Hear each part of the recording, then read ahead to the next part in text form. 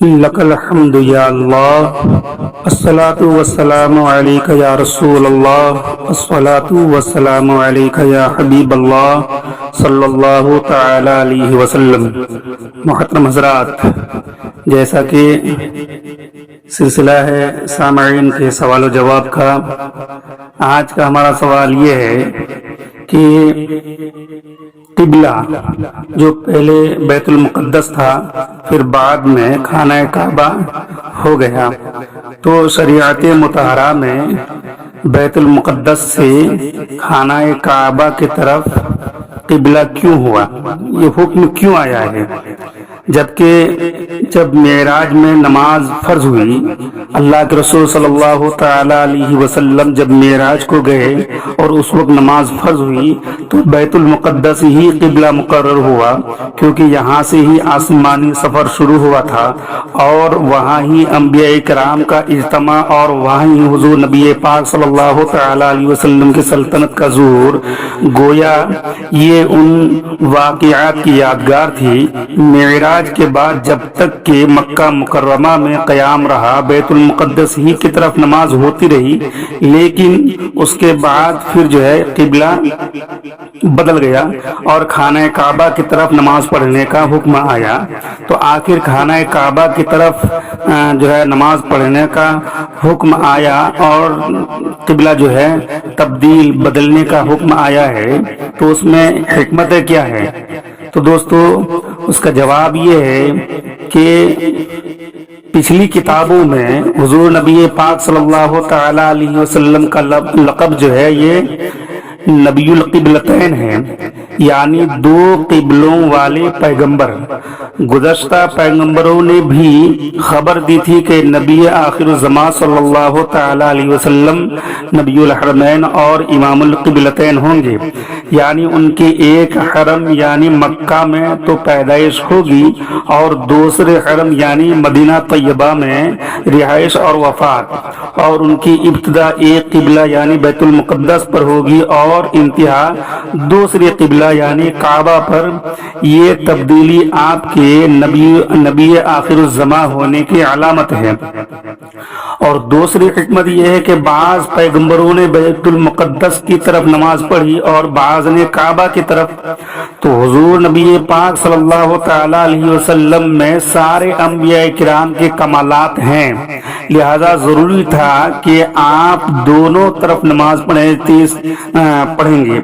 تیسری حکمت یہ ہے کہ قبلہ سے حضور نبی پاک صلی اللہ تعالی علیہ وسلم کی عظمت نہیں، بلکہ حضور نبی پاک صلی اللہ تعالی علیہ وسلم سے قبلہ کی عزت ہے۔ مرضی الہی یہ تھی کہ دونوں قبلوں کو حضور کے سجدوں سے عزت دی جائے، اسی لیے حضور نبی پاک صلی اللہ تعالی علیہ وسلم کو کعبہ میں بھی امام بنایا گیا اور معراج کی رات بیت المقدس میں بھی۔ اور چوتھی حکمت یہ ہے کہ یہود اور عیسائی مشرق یا مغرب پر اڑ گئے۔ اس تبدیلی سے پتہ لگا کہ مسلمان کسی سمت کے پجاری نہیں ہیں، بلکہ رب کے عابد ہیں کہ اس کے حکم پر جو ہے جھک جاتے ہیں۔ اور پانچویں حکمت یہ ہے کہ تبدیلی قبلہ سے عزت مصطفیٰ صلی اللہ تعالی علیہ وسلم کا اظہار ہے کہ انہی کے خواہش سے کعبہ قبلہ بنا، جیسا کہ کیا نام کہتے ہیں، قرآن مقدس کی آیت کریمہ اس کے لیے جو ہے شاہد ہیں، اور اس کے جو ہے آیت نازل ہوئی ہے۔ کعبہ شریف چند وجہ سے بیت المقدس سے افضل ہیں، اور کعبہ معظمہ وسط زمین میں ہے، تو چاہیے کہ نماز میں ادھر ہی منہ ہوتا تاکہ معلوم ہو کہ مسلمان امت وسط یعنی درمیانی امت ہیں۔ اور کعبہ معظمہ کی زمین ساری زمین کی اصل ہے کہ اسی جگہ زمین کا جھاگ پیدا ہوا اور اس سے زمین پھیلی۔ نیز انسان کی بھی اصل ہے کہ اسی جگہ جسم میں حضرت آدم خشک کیا گیا، چاہیے کہ نماز میں اپنی اصل مبتدا کی طرف رخ ہوتا کہ دل کا رخ اصل خالق کی طرف رہے۔ اور دوسری بات یہ ہے کہ بیت المقدس کا حج کبھی نہیں ہوا،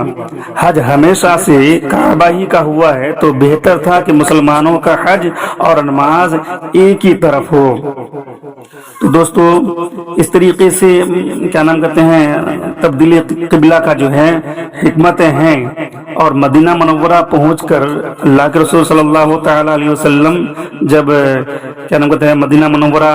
پہنچے تو پہنچ کر اس طرح دو قبلوں کا اجتماع ناممکن تھا، لہٰذا بیت المقدس کی طرف نماز ہوتی رہی، مگر حضور کو شوق یہی تھا کہ کعبہ ہمارا قبلہ ہو۔ چنانچہ ہجرت سے 1 سال 5.5 مہینہ کے بعد 15ویں رجب پیر کے دن مسجد